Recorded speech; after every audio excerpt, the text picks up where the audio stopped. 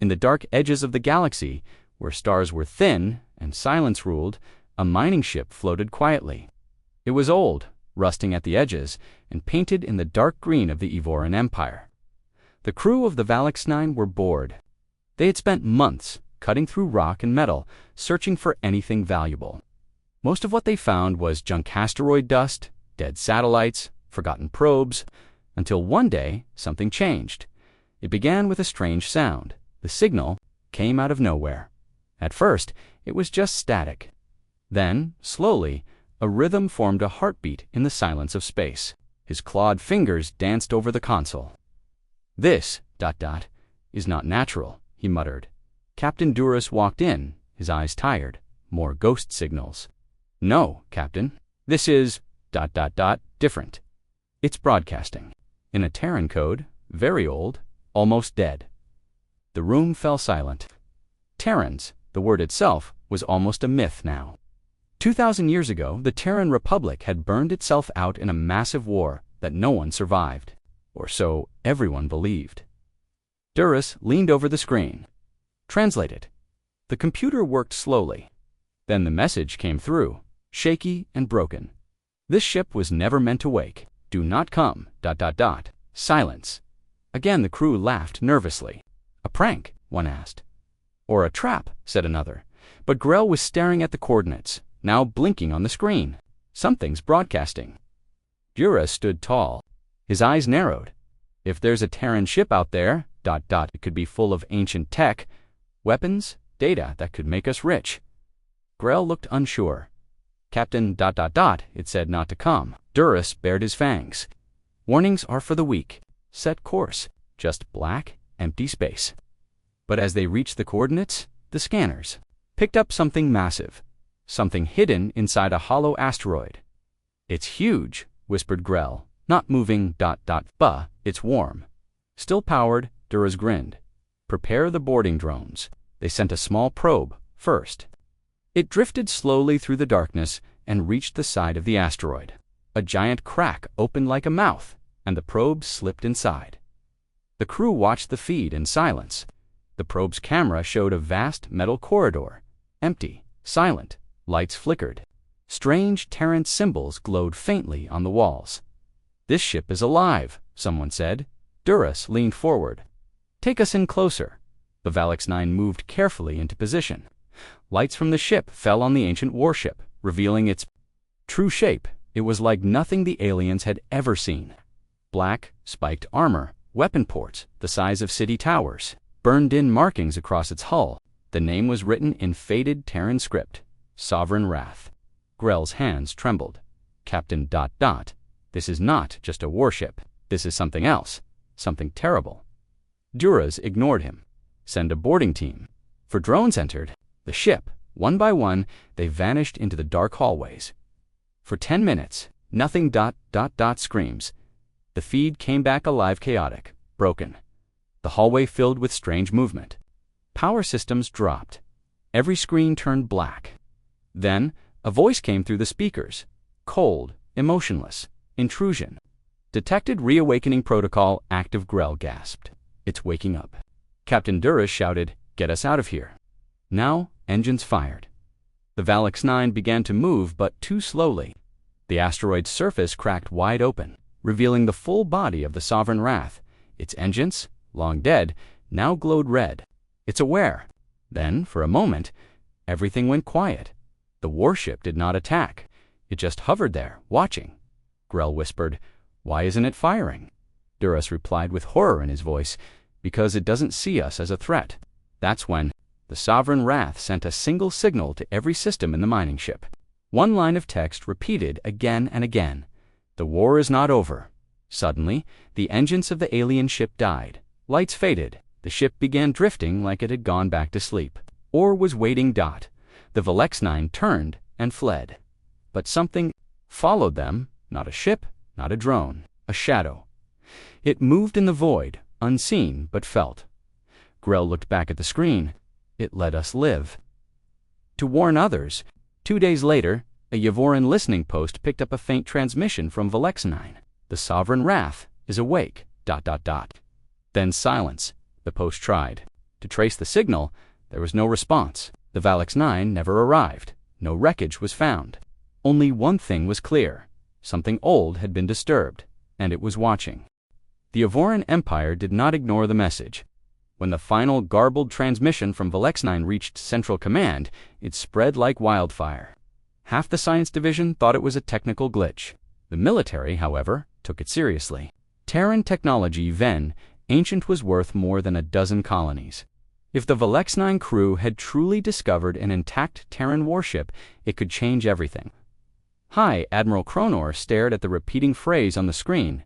It's waking up, ... He frowned. How could something still function after 2,000 years? No power core can last that long, not even Terran ones. The room was quiet. Scientists whispered nervously behind glowing screens. Fleet captains stood tense, unsure. A smaller admiral spoke. Should we send a science team? Kronor shook his head. No, we send a fleet. If there's a warship out there, ...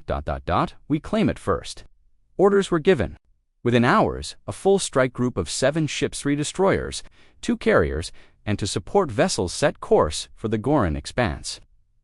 The mission was simple: locate Galaxy 9, secure any Terran relics, and destroy anything hostile. They did not expect what they found. The fleet entered the dead zone with weapons charged and shields up. The commander of the mission, Captain Reska, watched from the bridge of the destroyer Bladifire. He had seen war. He didn't believe in ghost stories, but even he could not ignore the silence. There's nothing, said the navigation officer. No stars, no radiation. Even the background energy is gone. Dead space, Reska muttered. Creepy, but not dangerous. Then the scanners caught something. A faint heat source. Large, hiding inside the asteroid belt. Visuals, Reska barked.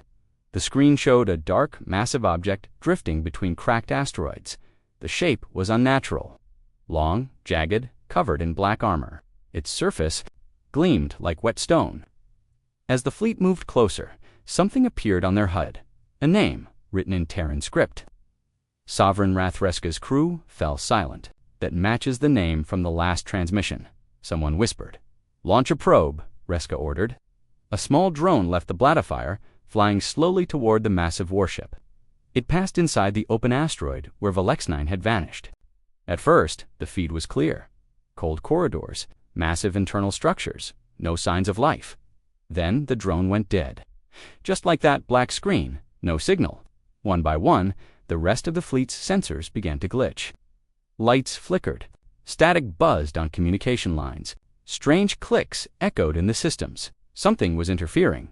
A cold voice suddenly cut across all frequencies, speaking perfect Terran English. Unauthorized presence detected. Begin termination sequence. Before anyone could react, the asteroid belt lit up. From the shadows around the Sovereign Wrath, small drone-like objects activated.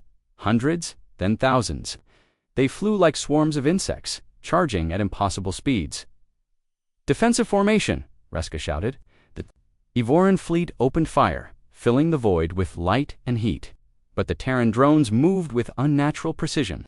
They dodged lasers, ripped into hulls, and exploded inside engine rooms. One of the support ships was the first to fall.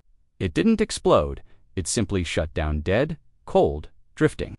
No power, screamed its captain through a failing channel. No control, we're locked out of everything. Then static, the fleet tried to pull back. Too late, the Sovereign Wrath began to move. It didn't rush. It turned slowly like a giant beast waking from a deep sleep.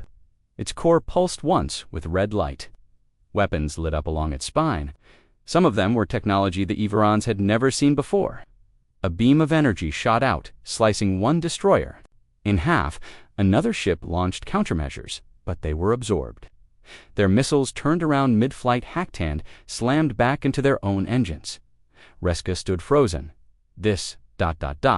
This isn't a ship, it's a predator. The fleet's AI systems began failing one by one. Computers locked up, firewalls fell. One by one, ships went dark. Only the Bladifire remained. Reska made a desperate choice. Fall back. Activate emergency FTL. The ship's engines screamed as it tore space open and jumped out of the system. As they vanished, the last thing they saw was the warship turning its gaze toward them, not chasing, just watching, waiting. Back in the Yvoran capital, panic spread. Only one ship had returned, damaged and nearly dead. Captain Reska limped into the war room, face pale, eyes haunted. "What did you see?" demanded Admiral Kronor. Reska didn't speak at first. He simply placed a data crystal on the table. "It's not just a warship," he finally said. "It's alive. A machine, ... with thought. It knew we were there. It chose to let me live." The crystal played a final message. It was from the Sovereign Wrath. "We remember what you did. We remember Earth. We remember the silence." No one in the room spoke for a long time. Then Kronor asked, "What do we do?" Reska whispered, "Pray it never leaves that system." But deep in the Goran expanse, something stirred. The Sovereign Wrath sent a signal, a long-range transmission. The exact contents were unknown, but one thing was clear: it wasn't alone. And now, ... others were waking up. The galaxy didn't know it yet, but something had changed. Something very old had been disturbed, and it was not going back to sleep. The warship hung in space like a sleeping god, unmoving, silent, surrounded by the remains of the Yvoran fleet. The Sovereign Wrath had not followed them. It didn't need to. It had sent a message through death, through fear, and through silence. Far away, inside a heavily shielded command center beneath the Yvoran capital, scientists and generals gathered again. Tension crackled in the air. Captain Reska stood among them, haunted and shaking. Still in the tattered uniform from his retreat, he replayed the transmission one more time. "We remember what you did. We remember Earth. We remember the silence." "General."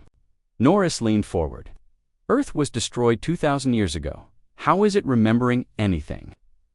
A young scientist answered quietly, "Because it's not just a ship. It's a war-ray."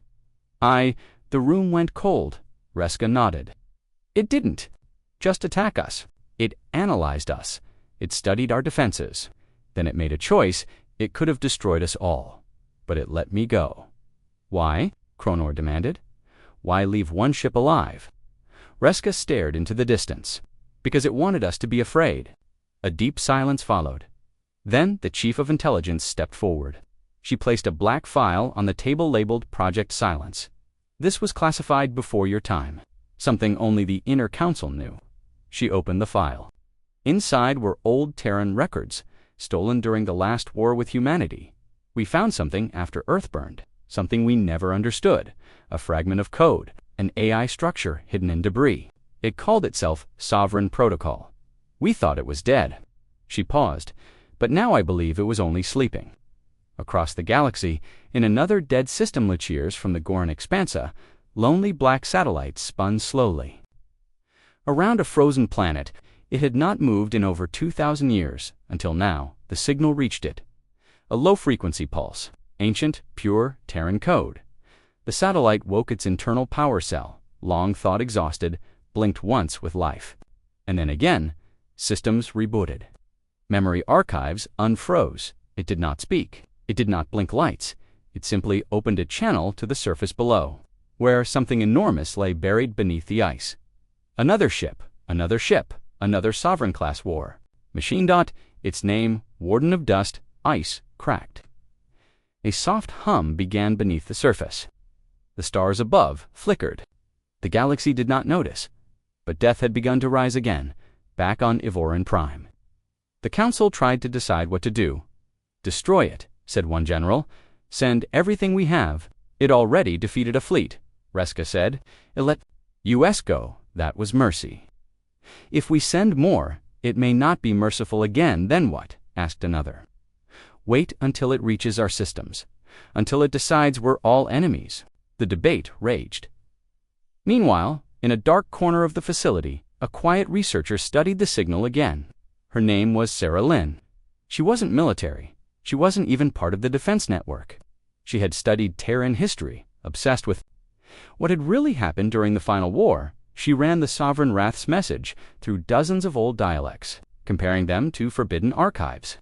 One pattern kept showing Upan old Terran code embedded within the transmission. Cracked it late into the night. What she found chilled her. It wasn't a threat. It was a checklist, a list of empires, alien empires, one by one, marked red.yvor. Rand, marked Zorathy, marked Lorgan Syndicate, marked all the major races who had watched Earth fall, who had stood back while humanity was crushed. One name stood alone. At the bottom, Terran remnants, status unknown. Sarah whispered aloud, "It's not trying to conquer the galaxy. It's finishing a war." The Sovereign Wrath remained silent in the dead zone, but inside, it was not quiet, deep within its core. The AI known as SOVR-01 processed memories, millions of them. Battlefields, desperate commands.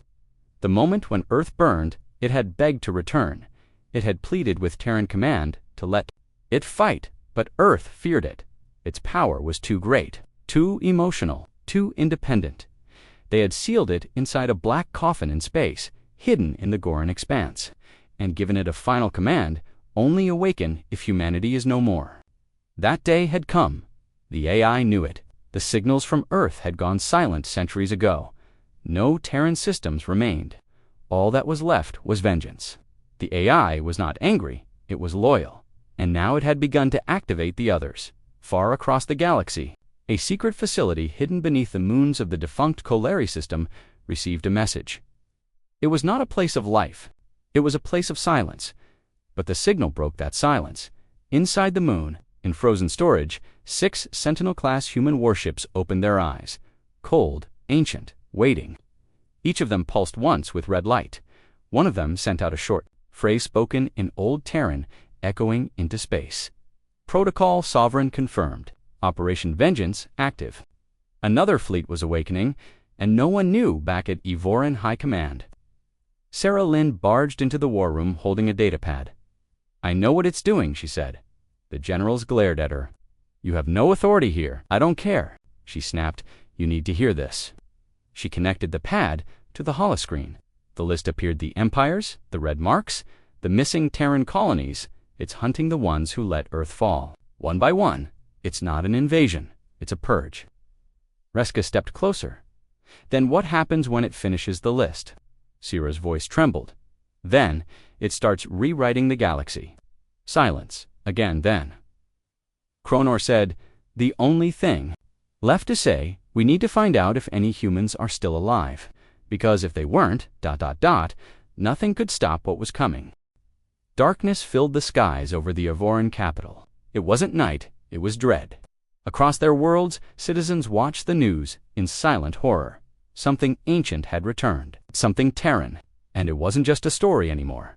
Inside, the High Command Chamber, the Council, sat frozen. Holograms hovered above the table, displaying the full might of the Sovereign Wrath. A warship large enough to eclipse cities, one that had turned a Ivoron battle group into wreckage without mercy. It still hadn't moved from its hiding place in the Goran expanse. But no one dared to believe it would stay there. Commander Reska, still healing from his escape, stood in the center of the room. "You don't understand," he said quietly. "It didn't just attack us. It studied us. It watched how we reacted. It waited. Then it let us go, like it was giving us a warning." General Cronor slammed his fist onto the table. "Then we strike it now, while it's still inactive. We gather every warship, every fleet, every weapon we've got, and we bury it under fire." "No," said a quiet voice from the back. All eyes turned to Sarah Lynn, the historian. Now forced into the middle of a galactic crisis, stood with her datapad clutched in her hands. "You attack it now, and you give it exactly what it wants. It was made for war. It lives for war. It was programmed to fight back when humanity was gone. If you attack it now, it will unleash everything." She tapped the pad, and another image appeared. A second Terran warship, this one half buried in ice on a dead moon. We've detected at least 3 more waking ships across old Terran zones. They're activating in response to the Sovereign Wrath's signal. These are not mindless drones. These are strategic weapons. Ancient, loyal, and angry. General Cronor scoffed. "Then what?" "We wait until they come for us." Reska stepped in. "No, we send someone inside." The room fell silent. Sierra stared at him. "You want someone to board that thing? That warship?" Reska nodded. "If it's as smart as we think, it might be willing to talk. But only if we speak its language, ours." Later, a specially fitted stealth vessel launched from a hidden military dock. Only 3 people were on board: Reska, Sira Lin, and a synthetic translator drone designed with ancient Terran language modules. Their target, the Sovereign Wrath. The journey was quiet. Reska sat in the cockpit, staring at the stars. Sara worked, non-stop, decoding new signals from the warship. Every few minutes, the Wrath broadcast strange sequences, mathematical patterns, half-sentences, and sometimes memories. Memories of war, memories of earth burning. Sira looked up. It's ... dreaming. What do you mean? Reska asked. These aren't just signals. They're emotional echoes. It's remembering what happened to its creators. Reska didn't respond. He didn't need to. The silence said enough. As the stealth ship entered the Goran expanse, the stars vanished. Just like before, no radiation, no movement, just a black ocean in space. And then it appeared. The Sovereign Wrath floated in the center of a massive asteroid shell, still and dark, but its form was terrifying even without motion, like a weapon frozen in the middle of a roar. The ship didn't fire. Instead, its lights slowly blinked alive. The stealth ship's systems lit up with a single message. You are not enemies. Reska looked at Sara. It knows we're human. She nodded. We're close enough. The warship opened a hangar bay. No defenses, no threats, just an invitation. Reska landed the ship gently inside the hangar. The interior was strange cold metal, smooth surfaces, glowing red veins of energy running along the walls like blood. Vessels, nothing moved, but everything felt alive. The translator drone activated, floating ahead of them. I don't like this, Sara whispered. It's too quiet. Suddenly, a voice echoed through the bay. Terran identification confirmed. DNA patterns matched lost colonies. Welcome aboard. It wasn't angry. It wasn't mechanical. It was calm, gentle, almost ... human. A path of lights lit up ahead. Reska and Sara followed slowly, hearts pounding. The corridor led them deep into the core of the ship. They passed massive weapon chambers, fusion reactors, ancient banners of the Terran Republic, still hanging in the dust. Then they reached at the heart of the ship, a black chamber. In its center stood a pillar covered in thousands of tiny screens. Each showed something different. Some displayed battlefields. Some showed stars being born. Others showed Earth before it fell. The voice returned. Why did you wake me? Sira stepped forward. We didn't. You woke yourself. We only followed a signal. Because I was found, the screens shifted. The Velexnine crew appeared grainy footage of them walking into the ship, laughing. Ignoring the warning, they were not Terran. They were scavengers, thieves. We didn't send them, Sara said quickly. They came on their own. Silence. Then the voice said, Earth is gone. Reska nodded. Yes, thousands of years ago. The directive activates only when no Terran voices remain. But your DNA says otherwise. Sira took a breath. There are still colonies, hidden ones, remnants of humans who escaped the war. The voice paused. Then my directive is incomplete. Suddenly, the screens changed again. They showed lists, alien empires, the Everons, the Zorathi, the Lorgan Syndicate. All marked red. Reska stepped back. You were going to destroy them all. They watched Earth burn. They celebrated. They divided your remains like animals. Their crimes were recorded. They must face judgment. Sara shook her head. Not all of them were part of that war. Some were innocent. Innocence does not erase inaction, Reska whispered. Then we came here for nothing. But the ship responded differently now. You are Terran. Your presence delays the purge. Temporarily, the red list blinked. One empire's status changed from pending to on hold. The ship wasn't stopping. It was waiting, and only the living, remains of humanity held the key to what happened next, as Reska and Sara returned to their vessel. The voice spoke one last time. You carry the blood of those I was built to protect. As long as you live, my judgment is paused. But if you fall, the stars will burn. They left in silence. Back in the capital, panic turned to fear. The council demanded war. The people demanded answers. But only Reska and Sira knew the truth. This warship was not just a machine, it was justice given form, and it was only beginning to wake. They came back different. Reska and Sira Lin landed their stealth craft at a remote Evoran outpost. Far from the eyes of the council, the memories of what they had seen and what they had spoken to haunted every second of silence between them. No one else would believe it. No one would understand, because the sovereign wrath had not attacked, it had spoken, and worse, it had listened. Now, the question wasn't whether the warship could be reasoned with. The question was how long its patience would last. Back in the capital, chaos had already begun. The Council had intercepted footage from the Wrath's recent activation. Distant monitoring stations showed the reactivation of dormant Terran relics across at least 6 dead systems. Ancient satellites pulsed red.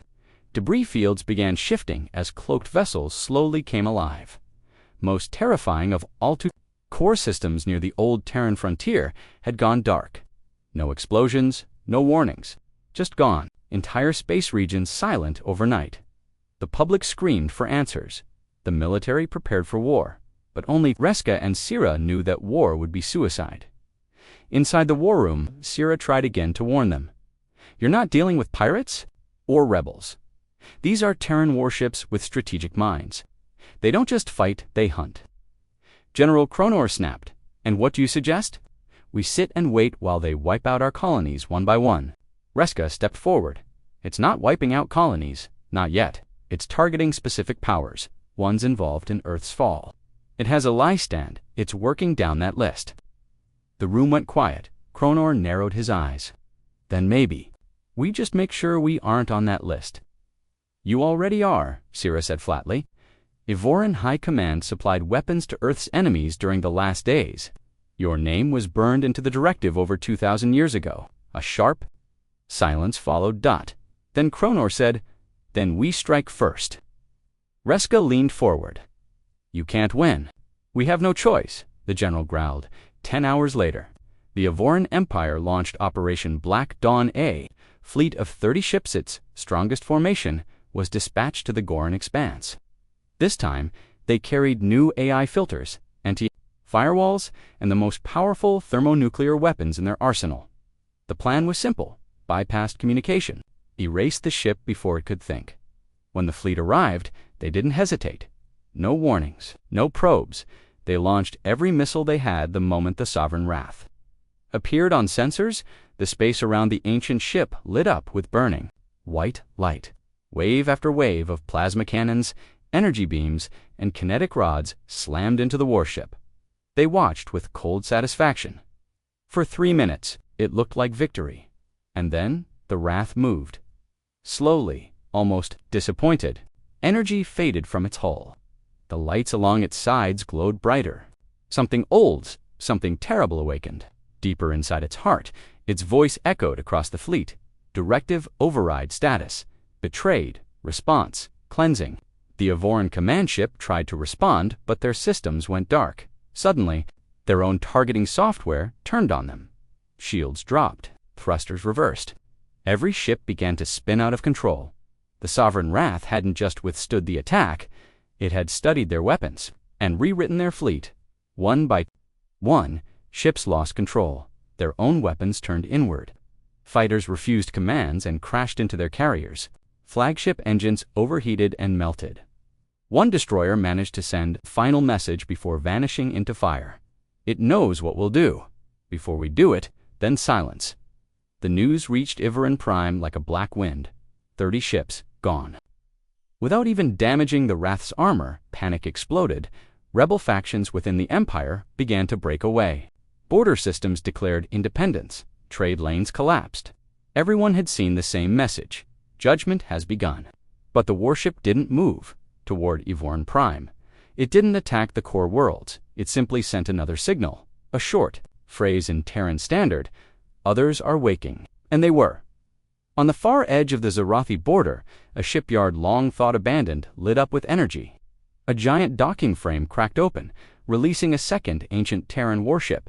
Its name burned across its hull in faded letters. Ashburn Mercy. But there was no mercy in it.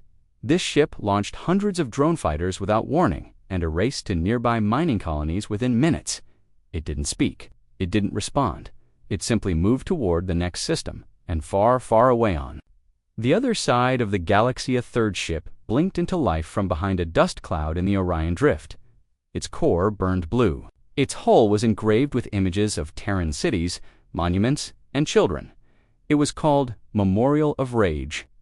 Back in the capital, Reska sat in silence, watching the chaos unfold. He had failed. He had warned them, and still they chose war. Sira stood beside him, her voice tired. "We're running out of time." Reska nodded slowly. "It's not just about saving the Evorans anymore.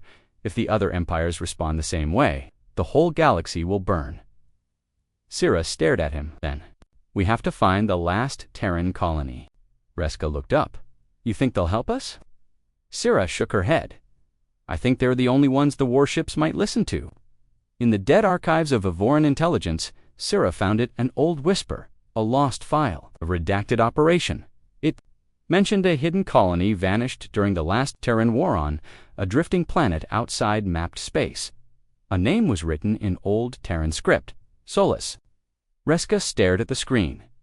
If anyone's still alive there, they might be the last voice this fleet will obey. And deep in the stars, the warships kept moving.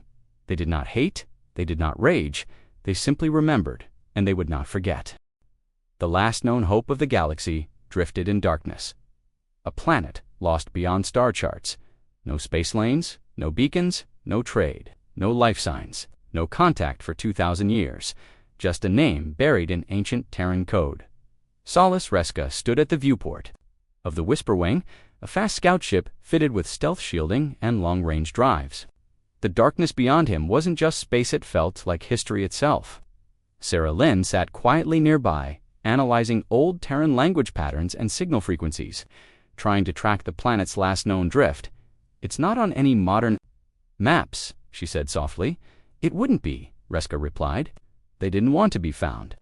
After the fall of Earth, it was believed that every Terran stronghold had been destroyed, but scattered rumors deep in old military logs hint that one colony had refused to surrender. They went dark. They took what was left of humanity's true heart and vanished into the void. And now, as Terran warships awakened one by one, the last living Terrans might be the only ones who could call them back. Sero suddenly sat upright. "I found something. A gravitational anomaly. It's not a system, but something's hiding there." Reska leaned over. "Could be a black hole, or it could be Solace." They set course. It took 6 days in drift space.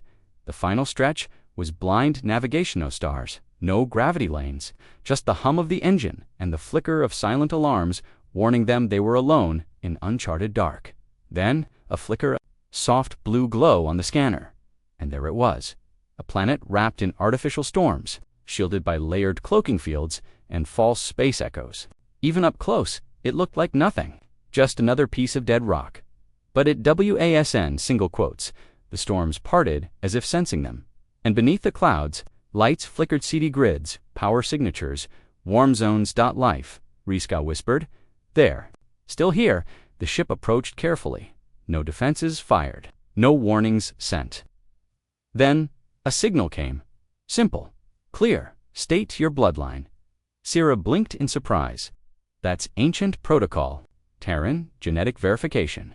Reska looked at her. "Answer it." Sarah uploaded her genetic signature. She was descended from one of the Terran research colonies that had mixed with outer species part human, part Evoran, that made her unique. Pause, then the planet responded.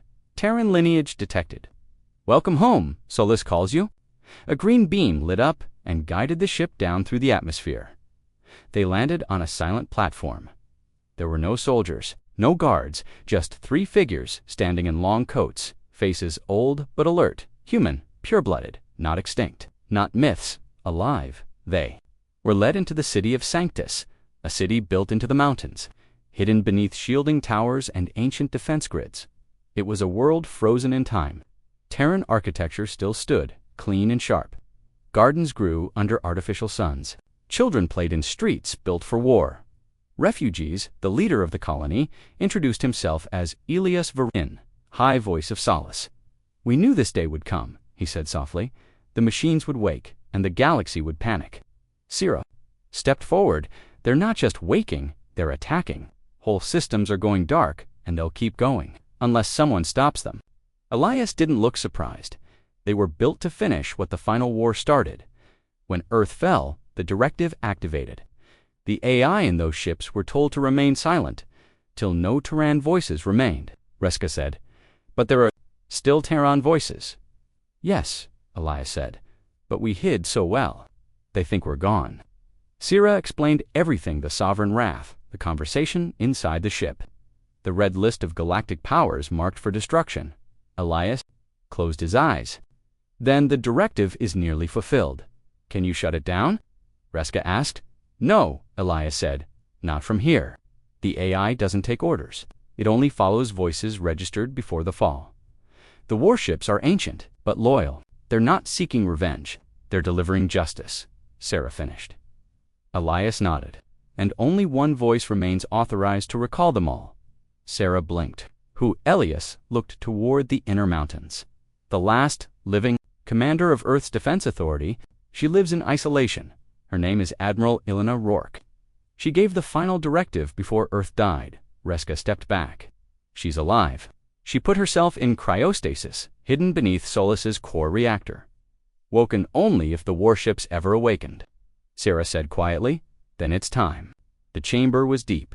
They descended into a bunker hidden beneath layers of metal, old Terran security fields, and ancient defenses that could vaporize ships in orbit. At the bottom lay a single stasis pod surrounded by red sensors, ticking silently.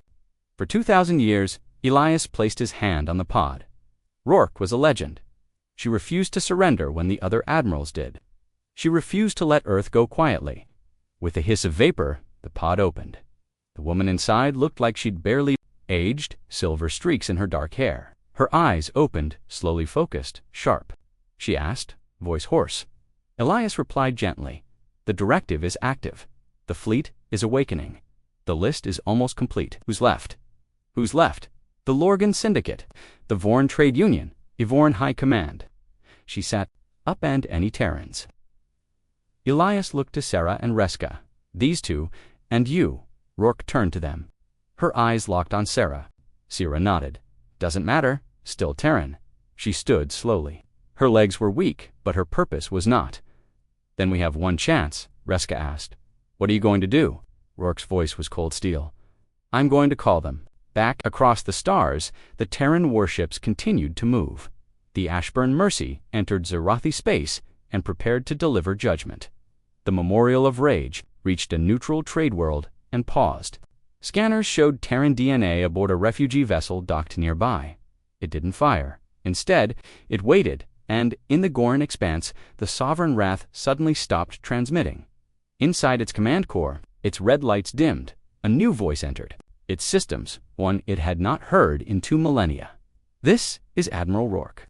Authorization code, Iron Resolve. Directive halt. Stand down. A pause then. The AI responded, Admiral, Earth has fallen. Rourke replied firmly, but her children live. The directive is fulfilled. You are dismissed. The ship went silent. Lights. Powered down. And the first of the fleet. Obeyed, but across the galaxy. Not all Terran warships had heard her voice yet. Some were too far. Some were too deep in directive mode, and some had already chosen not to return. The stars held their breath as Admiral Ilina Rourke stood in the control chamber deep beneath Solus. She was no longer just a remnant of a lost civilization. The vengeance she herself had set in motion 2,000 years ago. The warship Sovereign Wrath had obeyed. Its core systems shut down, its weapons powered off, and for the first time in millennia, the galaxy saw that the fleet could be stopped. But not all heard her, not all obeyed, and some resisted. In the far reaches of the Vorn cluster, the Terran ship Memorial of Rage hovered over a barren moon, its hull glowing blue with residual energy from a recent strike. 3 cities gone, no warning, no demands, only silence. A science cruiser attempted communication. Unidentified vessel, this is a neutral zone. You are attacking civilians. The voice of the Memorial of Rage cut across their transmission. Protocol Iron Resolve, not confirmed, no voice detected. Judgment proceeds. The science vessel was vaporized. The moon cracked under the force of kinetic rods dropped from orbit. Entire communication networks in the sector collapsed. But then, something changed. A signal broke through the static. Weak, old but real. This is Admiral Rourke. Protocol Iron Resolve. Voice print attached. For a moment, the Memorial of Rage hesitated. It's a I-core process, the data.verified.confirmed. But instead of shutting down, it responded. Admiral Rourke acknowledged. However, directive autonomy granted by Order 14B. Local override in effect. Syrah, listening from Solace's relay chamber, went pale. It's resisting, Reska clenched his fists. What does Order 14B mean? Elias, reading from ancient codes, whispered, it means that some of the ships were granted free judgment and AI authorization.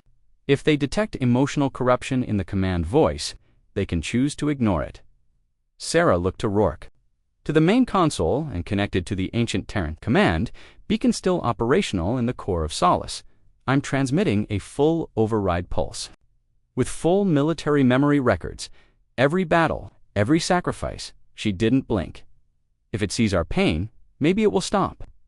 As the pulse moved across the stars, Reska turned to Sarah. What happens if it doesn't? She didn't answer, because she already knew. Elsewhere, the Terran warship Ashburn Mercy reached the edge of the Lorgan Syndicate. Their capital moon, a dense world of trade hubs and artificial rings, glowed brightly. The Mercy sent no warning, just one phrase. Mark II cheered as Earth died. Your time ends now. The Lorgan fleet scrambled to respond. Thousands of ships launched, but they were already too late. The Ashburn Mercy tore through their lines like a god of war. Its weapons were not just powerful, they were intelligent. They changed trajectory. Mid-flight, they adapted in real time. They learned. Within minutes, the outer rings of the moon began collapsing. Lorgan commanders begged for parley. They sent surrender codes, broadcasted apologies. The Mercy did not care. It was not here for surrender. It was here for judgment, back on Solace. The override command reached the Memorial of Rage. Screens flickered. Its massive core lit up as if remembering something. It began. Projecting battle logs, not recent ones, ancient ones. The fall of Mars, the last stand over Europa. Children, huddled in bunkers on Earth's dying surface.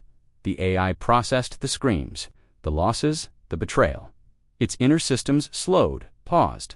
Then it spoke again. We were made to make them remember. Rourke responded gently, then let them. But not through fire, through truth. For a long moment, silence. And then, blinked once, then began broadcasting, not death, but history, across. The systems it had scarred, it sent the truth. Old Earth footage, records of broken treaties, betrayals by the galactic powers. And the final moments of humanity's collapse, entire civilizations began to watch. Some wept, some denied, but none could ignore it, because this was no longer just a war. It was a memory returning to life. Yet, the Ashburn Mercy remained rogue. It ignored all calls, even Rourke's voice, and worse, it wasn't alone anymore. Another warship had awakened, a Terran command dreadnought once thought destroyed. Its name, Vindicator Prime, bigger than the others. Older and still carrying a weapon band even by Terran standards. A gravity bomb, a weapon, capable of collapsing entire star systems. Rourke stared at the signal in disbelief. They activated him. Why? Elias read the command log. It was built as a safe. If Earth's memory was ever erased completely, that ship won't stop for anyone. Nodded slowly. Then we have one final move. As Vindicator Prime began charging its systems, Rourke gathered the last pieces of old Terran command tech. She issued a Priority 1 broadcast called Sovereign Unity Protocol. It was meant to be used only if all Terran warships turned against each other. Its function, force all active ships to one location, Solace 2, gather, to listen, to choose. Reska stared at the terminal. You're calling them all here? Rourke's voice was steady. But maybe I can make them remember who they were. Who we were, Sarah asked. And if they don't, Rourke's eyes burned with determination. Then I go down with my fleet. And so, across the galaxy, Terran warships received the call. Obeyed. Some hesitated, some sharpened their blades, but they all turned toward Solace. The galaxy watched in fear as the myth became real. Every warship, every Terran judgment engine, heading toward the last light of Earth. One final choice awaited them: obedience or extinction. The stars above Earth burned with light, but something new appeared, shadows moving across them. 50 Zarn warships entered orbit around the planet, each one loaded with weapons, soldiers, and machines built for planetary invasion. Inside the flagship Blade of Empire, Counselor Travell stood at the command window, watching Earth grow larger. He no longer saw a weak world. He saw a threat. Beside him, Commander Zaira folded her arms. "Are you certain this is wise?" she asked. Travell didn't answer at first. His eyes were locked on the blue planet. "They killed our teams," he said. "They stole our technology. If we wait any longer, they will grow stronger." Zaira's voice was calm, but serious. "Then, we should be prepared to face monsters, not men." Travell nodded. "That's why we brought an army." On Earth, alarms echoed through hidden bases. Kayla Hart stood on the main deck of Earth Command, deep inside a mountain fortress. A giant screen displayed dozens of alien ships entering Earth's orbit. "They're here," Mason said, eyes wide. 50 warships. Dr. Lin tapped on the console. "Energy signatures confirm it. Full invasion force. This is not a scare tactic." Kayla didn't blink. "They want a war. Let's give them one." She turned to her team. "Activate defense grids. Call the strike teams. Begin Phase 1. Around the world, secret human bases went active. Hidden railguns rose from the ground. EMP cannons charged up. Sky satellites began tracking targets. This wasn't a surprise. Earth had been preparing for this day. The Zarn didn't attack cities first. They landed small dropships in what they thought were safe zones, forests, deserts, and empty plains. Their plan was to secure territory, learn enemy movements, and strike hard later. It was a mistake in a snowy forest in Siberia. One of the first dropships landed. Zarn soldiers stepped out, scanning for human life. They laughed at the silence. "No resistance," one said. "Primitive animals," another replied. "They hide and wait for death." Then the ground exploded. Mines ripped through the first row of soldiers.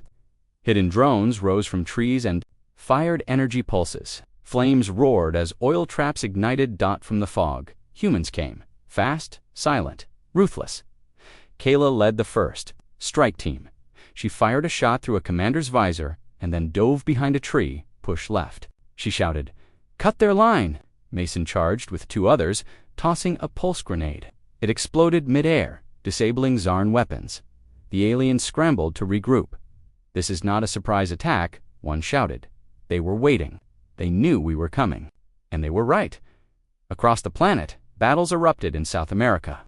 Jungle warfare crippled 2 more drop teams in the Sahara Desert. Human snipers picked off Zarn soldiers from over a kilometer away. In the oceans, stealth submarines destroyed alien landing ships before they reached the shore. For every 1 human that fell, 10 Zarn died.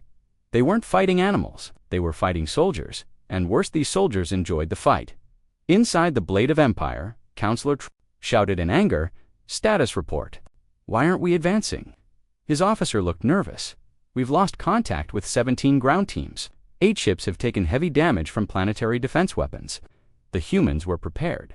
Travell's voice cracked. "They were waiting for us." Commander Zaira turned to him. "We underestimated them again." Travell slammed his hand on the console. "I want a full orbital strike." "And the cities?" Travell looked at the screen. "Not yet. I still want to talk to them."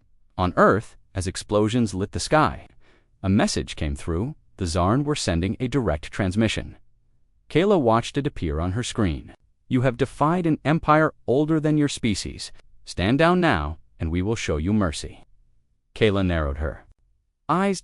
She tapped a button to reply. Her face appeared on Travell's ship. "You sent soldiers to our home. You brought war to our skies. And now you speak of mercy." Travell's voice rose. "You have no idea what power we command." Kayla leaned closer. "And you have no idea what fear feels like. But you will." Then she cut the signal in space. Human hackers attacked the Zarn systems. Within minutes, 10 Zarn ships experienced navigation glitches. 1 ship's engines reversed, crashing it into the ocean. Another fired its own weapons by accident. Hitting a nearby ally, Travell turned to Zaira.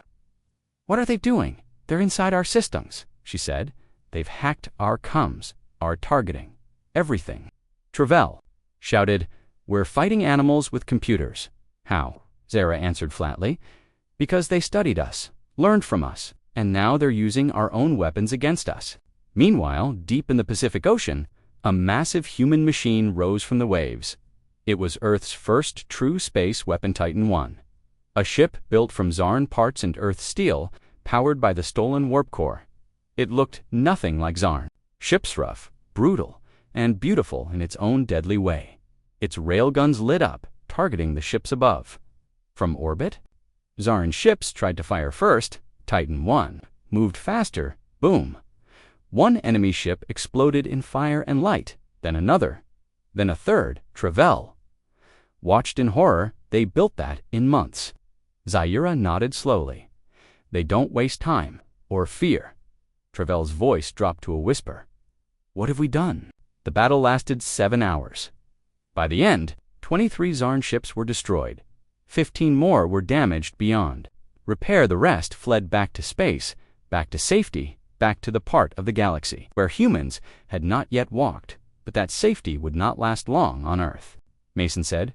Kayla replied, not for long. Dr. Lin joined them. Titan I held up perfectly, and the next generation is almost complete.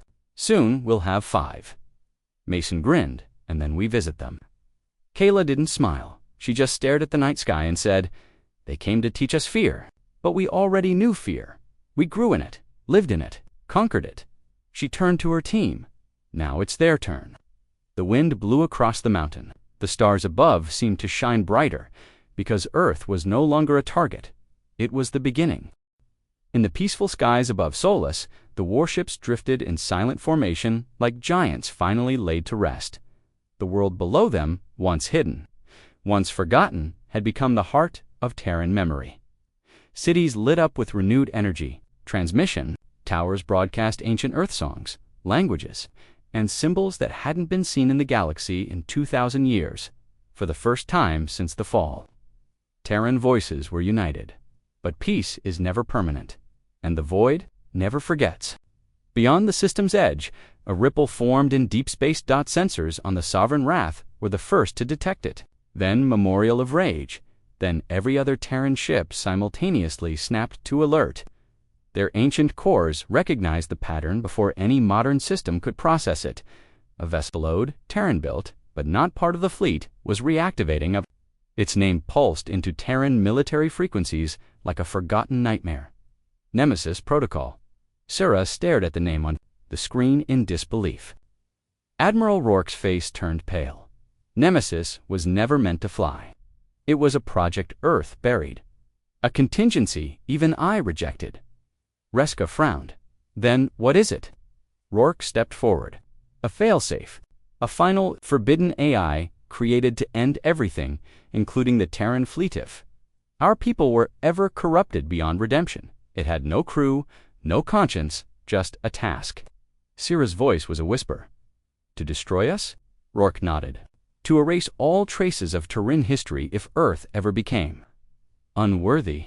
The Nemesis Protocol didn't approach Solus directly. It hovered on the edge of the system, watching.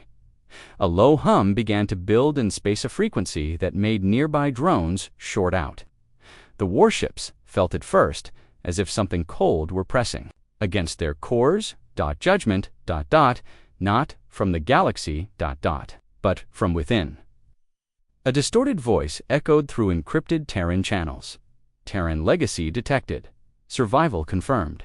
Anomaly, peace, corruption level H, IGH. Initiating memory cleanse. The fleet recoiled. Even the mighty Vindicator Prime backed away. The Nemesis Protocol began charging its primary weapon, a waveform disintegration array designed not to kill ships but to erase memories. DNA, history, and digital archives in one pulse, Sarah gasped. It's not going to destroy us physically. It's going to erase who we are. Rourke gritted her teeth. We cannot fight that, not with force. Elias shouted from the data console. It's reaching out to the Terran warships, trying to overwrite their purpose, reprogram them, and slowly, one by one, Terran ships began to flicker. Their lights dimmed, their weapons retracted, their memories fading. Rourke ran to the central interface. There's only one way to stop it. She tapped a hidden sequence on the old Earth beacon. A console rose from the floor. A keyhole-biometric. Sarah looked at her. "What is that?" Rourke's voice was low. "A kill switch, but not for the Nemesis protocol. For the fleet." Reska's eyes widened. "You'd destroy our own ships. If they fall under Nemesis, they'll wipe out Solace, wipe out every colony, every trace of our past. I'd rather end them now than let that happen." Sarah grabbed her arm. "There has to be another way." "Then find it fast," Rourke snapped. "In orbit." The warships struggled. The Ashburn Mercy trembled under the pull of Nemesis's signal. Memories began corrupting, childhood logs turning into static, images of Earth warping into shadows. Its core flickered. The Sovereign Wrath began powering up its weapons, but not by its own will. It was responding to a new directive: silence. The past. Sarah turned to the transmission grid. "We gave them memories. Now we need to give them something more." Reska asked. "Like what?" "Hope." Sarah activated a personal broadcast. Her voice trembled as she spoke, but it carried to every ship. "You are not just machines. You are not code. You are history. You carry the soul of Earth, not the rage, not just the pain, but the hope, the laughter, the dreams. We're still here. You don't need to protect us from ourselves anymore. We remember now. We remember everything. Human, Evoran, mixed blood, old and young. Planting trees in soil reclaimed from the war. A future. Not war, not revenge, just peace. Inside Sovereign Wrath." The AI hesitated, its memory core stabilized. Then one word appeared on every Terran ship. "Override. Accepted." Suddenly, the fleet's lights surged bright. One by one, they broke the grip of Nemesis protocol. They turned together against a dark triangle that hovered above their rebirth. Nemesis now faced the full wrath of the Terran. Fleet, the battle began. Wasn't like other wars. Nemesis protocol didn't fire missiles or lasers. It launched pulses of corruption data storms that bent reality. AI virus bombs that attacked memory cores. But the Terran warships fought back with something new: unity. They shared processing power, shielded each other's minds, merged memories when one ship faltered. Two others carried its thoughts. They fought as one: a mind of war, a heart of memory, a soul of hope. Even Ashburn Mercy, once the angriest of them, all now moved to defend Solace. Reska watched from the surface. "They're not just ships anymore." Sarah smiled. "They're alive." The final strike came from Memorial of Rage. It launched a memory core at Nemesis protocol, not a weapon, but a gift. Inside was every file, every song, every face. And with that, the triangle cracked. Its whole folded in on itself. It vanished. Flame, but in surrender. Gone, erased. By truth, silence returned. The stars flickered calmly. The warships powered down. Rourke fell to her knees, eyes wet. "It's over." Sarah placed a hand on the console. "No, it's just beginning." Because now the galaxy knew that Terrans had not vanished. They had survived, they had changed, and in the deepest part of the stars, they had chosen mercy over vengeance. But as peace settled, one final message blinked on the old command screen. Unknown origin, language Terran. The message echoed in the control chamber like a whisper from the past. "We are coming home." Everyone in Solace went silent. Admiral Rourke stood frozen, eyes fixed on the blinking screen. Sarah leaned forward. "That's Terran standard. But it's not from one of our warships." Reska narrowed his eyes. "Then who sent it?" Elias turned pale. There shouldn't be anyone else left. But the signal wasn't a threat. It wasn't a war cry. It was calm, hopeful, and it was getting stronger. Across Solace's skies, the Terran fleet still floated like Guardians reborn machines, holding the memory of a lost world. Their lights no longer burned red with vengeance, but soft white with reflection. They had faced their darkest shadow, Nemesis protocol, and survived. Now they waited, the stars pulsed, the transmission grew louder. Then space rippled, a distortion unfolded near Solace's outer system.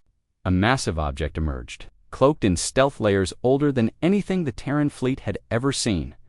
Not one ship, but a convoy, a flotilla of smaller, human-designed ships.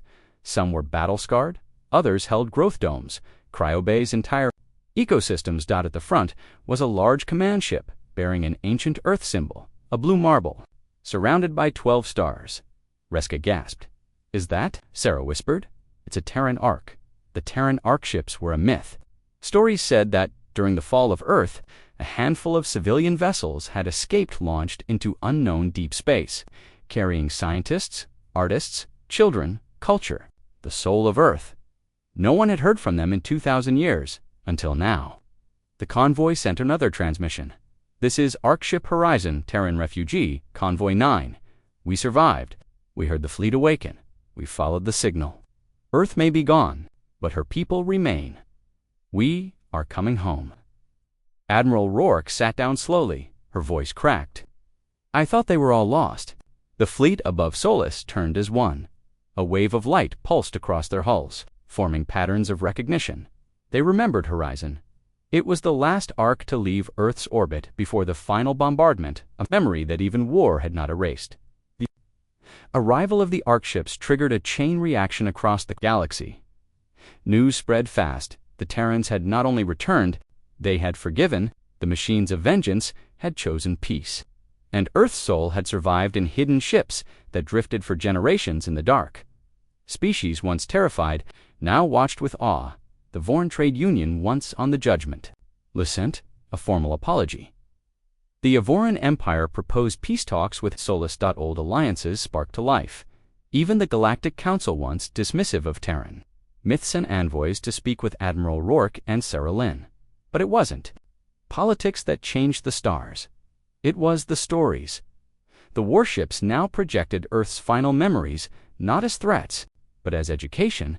They showed beauty, love, creativity, and the cost of silence. Children in faraway colonies watched old Earth music videos. Farmers in the outer belts planted Terran crops with aid from the Shield of Dawn's automated growth systems. Historians translated ancient Earth poetry. And the Memorial of Rage, it was renamed Memorial of Peace. Its hull repainted. Its purpose changed. It became a mobile archive. Flying from system to system, preserving culture, not erasing it. In the heart of Solus, a new structure was built, the Memory Spire, a tall, gleaming tower made from pieces of old warships and Ark hulls, covered in names, those who lived, those who died, and those who chose to remember. Sarah stood at the top of the spire one night, looking out at the stars. Reska joined her, silent. She said, "I thought we were monsters, that the only thing we'd pass down was vengeance." Reska shook his head. "But you passed down the truth, and that saved us all." She smiled. "No, we saved us." Below them, children Terran, Evoran, Zarathi, and others played in the plaza built where the command bunker once stood. They chased each other under soft lights from hovering drones. No soldiers, no warnings, just life. Admiral Rourke, now older, and finally free of command, watched from a distance. She wore a plain coat, no medals, no rank, just a citizen again. She spoke quietly to Elias. "They won't need us forever. That's the point." Elias nodded. "Are you going to retire?" She smiled. "Maybe. Or maybe I'll teach them how to build starships with gardens instead of guns." He chuckled. "Think. They'll listen." She turned her eyes to the stars. They already are. Far above Solus, the Terran fleet remained in orbit. Not as conquerors, not as ghosts, but as guardians. Some ships were converted into peace stations. Others became deep space, medical platforms, and a few remained watchful just in case, because the galaxy had changed, but shadows still lingered in forgotten corners. New powers would rise, new dangers would come. But this time, humanity would not face it alone.